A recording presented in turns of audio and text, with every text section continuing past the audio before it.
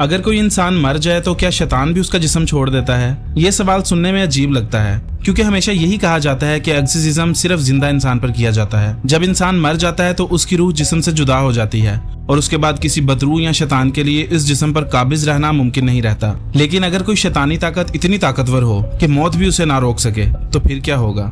आज हम बात कर रहे हैं 2018 की horror thriller film the possession of Hannah Grace की। यह फिल्म सिर्फ अचानक डराने वाले मनाजिर पर इन्हिसार नहीं करती, बल्कि आहिस्ता आहिस्ता ऐसा खौफ पैदा करती है जो हर गुजरते लम्हे के साथ बढ़ता जाता है। कहानी की मरकजी किरदार मेगन है, जो एक साबिक पुलिस अफसर है। माजी की तल्ख यादों और नशे की लत से निकलने के लिए वो नई जिंदगी शुरू करना चाहती है। इसी मकसद के तहत वो एक हॉस्पिटल के मुर्दा खाने में रात की शिफ्ट की नौकरी कबूल कर लेती है। शुरू में सब कुछ मामूल के मुताबिक होता है, लेकिन फिर एक ऐसी लाश वहाँ लाई जाती है जिसके आने के बाद हर चीज बदल जाती है। ये लाश हाना ग्रेस की होती है। उस पर एक खतरनाक एक्सोर्सिज्म किया गया था, मगर वो कामयाब नहीं हो सका। हालात इतने खराब हो जाते हैं कि रस्म अदा करने वाला पादरी अपनी जान से हाथ धो बैठता है और आखिरकार हाना के वालिद को एक इंतहाई दर्दनाक फैसला करना पड़ता है। वो अपनी ही बेटी को मार देता है ताकि शैतानी ताकत मजीद तबाही न मचा सके। लेकिन असल खौफ तो उसके बाद शुरू होता है। जैसे ही हाना ग्रेस की लाश मुर्दा खाने में पहुंचती है, खामोश राहदारियों, सुनसान कमरों और बर्फ की तरह ठंडे माहौल में एक अजीब सी बेचैनी फैलने लगती है। हर गुजरते लम्हे के साथ मेगन को महसूस होने लगता है कि शायद ये सिर्फ एक लाश नहीं बल्कि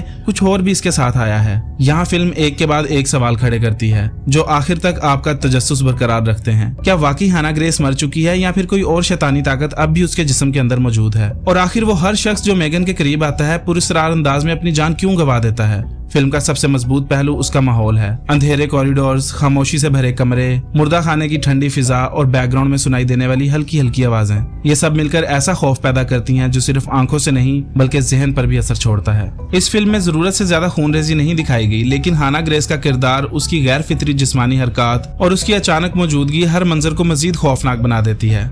अगर आप ऐसी हॉरर फिल्में पसंद करते हैं जो सिर्फ चीखों पुकार से नहीं बल्कि अपने माहौल, सस्पेंस और मुसलसल तनाव से डराती रहें, तो the possession of Hannah Grace यकीनन एक बार जरूर देखनी चाहिए। और अगर आप ये फिल्म देख चुके हैं तो कमेंट में जरूर बताएं, क्या आपके ख्याल में हाना ग्रेस वाकई मर चुकी थी या शैतानी ताकत ने मौत को भी शिकस्त दे दी थी?